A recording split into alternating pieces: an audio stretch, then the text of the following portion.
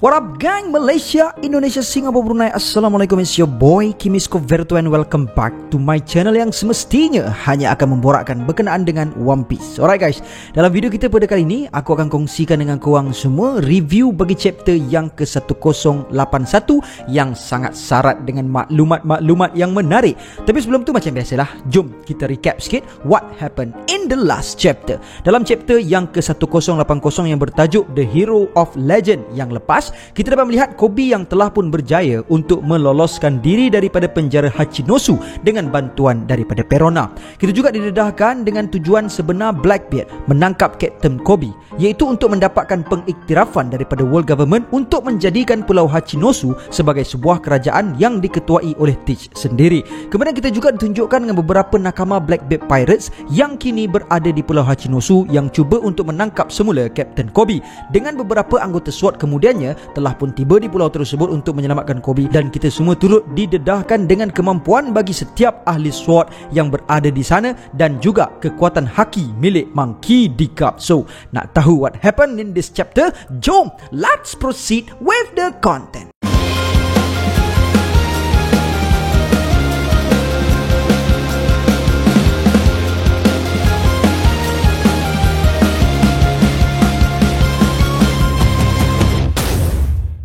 Tajuk bagi chapter yang ke-1081 ini berjudul The 10 Titanic of Blackbeard Pirates, Captain Kuzan. Dalam cover page pada kali ini, kita ditunjukkan dengan kesemua nakama lelaki Straw Hat Pirates yang sedang tidur kecuali Sanji yang sedang membaca buku masakan. Membuka tirai chapter pada kali ini, kita ditunjukkan dengan panel Garp yang masih lagi menggunakan serangan Galaxy Impact-nya ke atas bandar di Pulau Hachinosu sambil kapal Garp berterbangan di udara. Kita kemudian ditunjukkan lanun-lanun yang terpelanting akibat daripada serangan Garp itu. Lanun-lanun tersebut juga turut ketakutan kerana sebuah kapal perang Navy bakal terhempas ke atas mereka semua. Namun demikian, dengan lafaz Claymulus Nimbus, Prince Grus telah pun menghasilkan tanah liat yang sangat banyak di belakang Monkey D. Garp yang telah pun mendarat di tengah-tengah bandar tersebut, dan kapal milik Garp itu telah pun mendarat betul-betul di atas tanah liat yang dihasilkan Prince Grus. Kesemua marine yang berada di atas kapal telah pun terhoyong-hayang kerana kapal tersebut telah pun jatuh dari altitude yang sangat tinggi. Lanun-lanun yang menyaksikan perkara tersebut kemudiannya memaki Garp dan mengatakan bahawa mereka takkan memaafkan pakcik tua tersebut. Namun demikian, Garp sambil berdiri dengan tenang di hadapan kapalnya itu telah pun memberikan amaran kepada semua lanun di sana untuk tidak bergerak atau mereka semua akan menerima akibat yang lebih besar sekiranya mereka berdegil. Garp kemudiannya sambil menguap telah pun mengeluh dan bertanya sejak bilakah dirinya menjadi selemah ini. Lanun-lanun yang mendengarkan keluhan Garp itu menjadi sangatlah terkejut. Koby dan Hibari kemudiannya telah pun berlari ke arah Garp sambil memanggil nama Vice Admiral Garp. Garp kemudiannya mengatakan bahawa Koby kelihatan baik-baik sahaja. Helmeppo pula menangis kegembiraan melihatkan sahabatnya yang masih lagi hidup itu. Pedal kemudiannya menunjukkan Prince Grus yang mengatakan bahawa sekalipun Garp mengatakan Koby adalah masa depan bagi Marine, namun Prince Grus tetap tidak memaafkan Captain Koby atas semua kekacauan ini. Kujaku pula mengatakan bahawa Garp telah pun bertindak terlalu melebih. Kemudian kita ditunjukkan dengan Marine-Marine yang berada di atas kapal Garp semua bersorak-sorai memanggil nama Koby. Koby menjadi sangatlah teruja kerana ternyata Marine-Marine yang bukan merupakan ahli SWAT juga turut hadir untuk menyelamatkan dirinya. Hibari kemudiannya memberitahu kepada Garp bahawa dia tidak mampu untuk menanggalkan gari yang telah dipakaikan kepada Koby itu. Namun tiba-tiba wajah Garp menjadi sangatlah terkejut. Ternyata pada panel yang seterusnya kita ditunjukkan bahawa Hibari yang sedang bercakap dengan Garp itu telah pun membeku. Koby dan Kujaku yang menyaksikan perkara tersebut menjadi sangat terkejut. Namun demikian, Garp hanya merenung ke suatu arah dengan wajah yang bengis. Rupa-rupanya pada panel yang seterusnya kita ditunjukkan dengan Garp yang sedang memberitahu kepada Kuzan untuk menukarkan semula Hibari menjadi normal. Lanun-lanun yang berada di kawasan tersebut bersorak-sorai menyaksikan ketibaan Captain Kuzan mereka.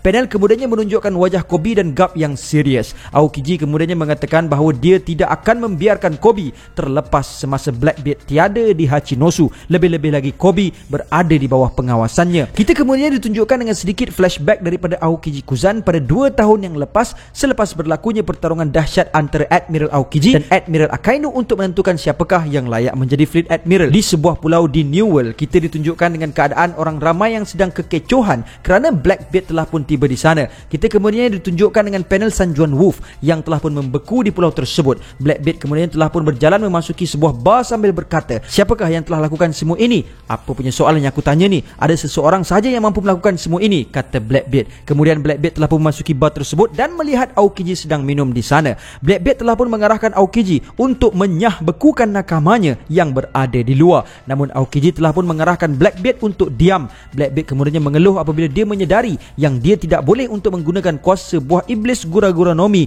memandangkan ianya akan menghancurkan nakamanya yang sedang dibekukan di luar. Aokiji kemudian mengatakan kepada Blackbeard bahawa sebagai kapten kepada mereka semua, mesti Blackbeard tahu siapa yang mula buat kacau dulu. Takkanlah aku tiba-tiba je nak serang mereka. Lagi satu, aku sekarang ni tengah bad mood. So salah dorang semualah sebab kacau aku dalam keadaan sekarang ini. Kemudian tiba-tiba pada panel yang seterusnya, kita ditunjukkan dengan Sanjuan Wolf yang telah pun kembali normal manakala Blackbeard dan Kuzan sedang berborak dengan riangnya. Kemudian pada panel yang seterusnya, kita sempat tengok Aokiji buat lucu lagi dan Blackbeard Pirates pun terhibur dengan lawak daripada Aokiji itu. Aokiji kemudian menunjukkan kakinya yang telah pun terputus akibat daripada pertarungan dengan Akainu pada tempoh hari. Blackbeard Pirates kemudian bertanya adakah Akainu pula kehilangan tangannya. Aokiji kemudian menjawab soalan tersebut dengan mengatakan bahawa tiada kecacatan yang berlaku kepada Akainu, namun Aokiji telah pun meninggalkan kesan parut yang banyak pada tubuh Akainu. Apabila mendengarkan tentang parut tersebut, Katarina Devon telah pun bertanyakan kepada Aokiji tentang The Man with the Burn Scar. Aokiji menjadi tertanya-tanya mendengarkan soalan tersebut. Bergas kemudian menerangkan kepada Aokiji bahawa ada 4 road poneglyph yang terdapat dalam dunia ini. 2 daripadanya berada pada Big Mom dan Kaido. Blackbeard kemudian menyambung kata-kata Bergas itu dengan berkata bahawa mereka tidak tahu lokasi untuk lagi satu poneglyph, manakala poneglyph yang lagi satu pula dikatakan dimiliki oleh The Man with the Burn Scar. Aokiji kemudian dengan selamba mengatakan bahawa The Man with the Burn Scar tu mungkin aku kot. Vasco Short yang mendengarkan kata-kata Aokiji itu tergelak dan berkata, bodohlah kau ni Aokiji, kau baru je dapat parut tu semua kan. Lafiq kemudian menambahkan lagi bahawa lelaki berparut tersebut dikatakan berlayar di atas kapal yang serba hitam dan setiap musuh yang cuba untuk mendekati kapal tersebut pasti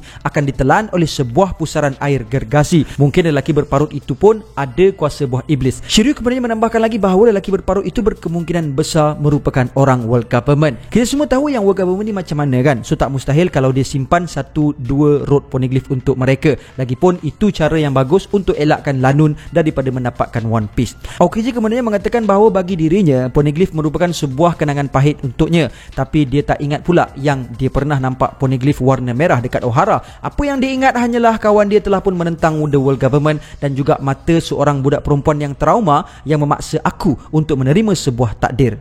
Tiba jadi cerita sedih lah pula, kata Kuzan. Pada saat Kuzan sedang menerangkan perkara tersebut, Lafiq telah pun berbisik kepada Teach untuk merampas kuasa yang dimiliki oleh Kuzan. Kuzan telah pun mendengar perbualan tersebut dan menjadi sangat marah. Kuzan kemudian telah pun membekukan sebahagian kru Blackbeard yang berada di dalam bar tersebut. Blackbeard kemudian telah pun meminta maaf kepada Kuzan atas kesilapan nakamanya itu. Teach langsung tiada niat untuk melakukan perkara tersebut, bahkan dia berhasrat untuk menjemput Kuzan menyertai dorang. Beberapa kru Blackbeard yang mendengarkan hal tersebut menjadi sangat terkejut. Kuzan pada awalnya menolak tawaran tersebut, namun demikian Blackbeard telah pun berjaya untuk meyakinkan Kuzan. Panel kemudiannya beralih ke arah current storyline yang menunjukkan Kuzan yang sedang termenung. Garp kemudiannya telah pun menjerit memanggil nama Kuzan. Garp juga mengarahkan Kuzan untuk menyahbekukan Hibari dan melepaskan Kobe, serta Garp juga meminta Kuzan untuk kembali berkhidmat sebagai Marine. Kuzan kemudiannya memuji sikap Garp itu dan mengatakan bahawa dia tidak akan mendengar arahan daripada Garp dan telah membuat keputusan untuk memilih jalan hidupnya sendiri.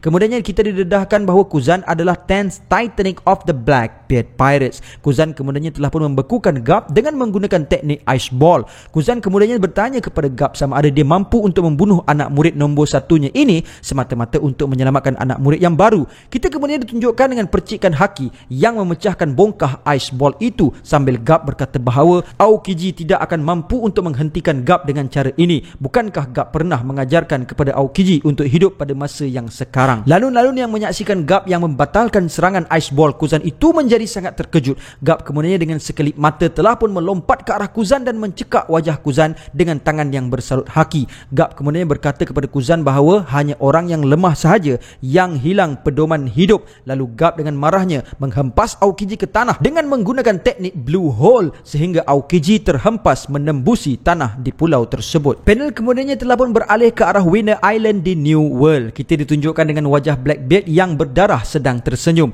Kita juga kemudian ditunjukkan dengan topi Law yang telah pun jatuh ke tanah. Kemudian kita dapat melihat panel Polar Tank yang telah pun hancur sedang tenggelam ke dasar laut bersama dengan beberapa ahli Hard Pirates. Blackbeard kemudiannya tergelak dan berkata kepada Law bahawa tanpa sebuah kapal kau tak mampu untuk menggelar diri kau seorang lanun lagi. Blackbeard juga mengatakan bahawa Tuan Empunya jantung yang telah diambil oleh Law semasa Rocky Port Incident masih lagi hidup di Pulau Hachinosu. Pasti mereka semua akan berbangga sekiranya aku membawa pulang jantung engkau kepada mereka. Kemudian Beppo telah pun terkenang perbualannya dengan Chopper yang memberikan sesuatu kepadanya. Blackbeard kemudian berkata kepada Law adakah dia seharusnya menjual buah iblis Ope-Ope no Mi ataupun Law boleh menjadikan Blackbeard immortal. Namun tiba-tiba kita ditunjukkan dengan siluet yang berlari ke arah Blackbeard sambil mengarahkan Blackbeard untuk menjauhkan diri daripada kaptennya. Ternyata pada panel yang seterusnya kita ditunjukkan dengan Beppo yang berada dalam mod sulung yang sangatlah besar dan ganas telah pun menyerang Blackbeard dan Van Ogre.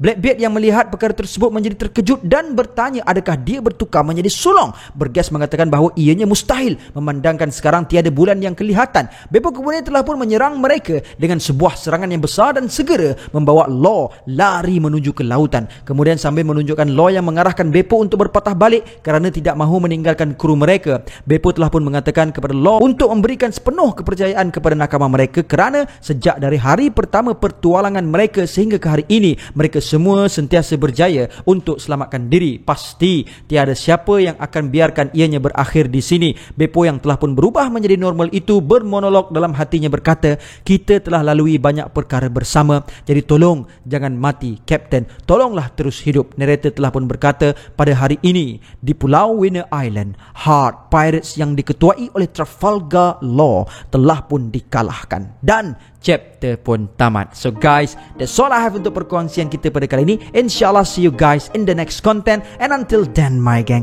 there is no God except Allah. Assalamualaikum warahmatullahi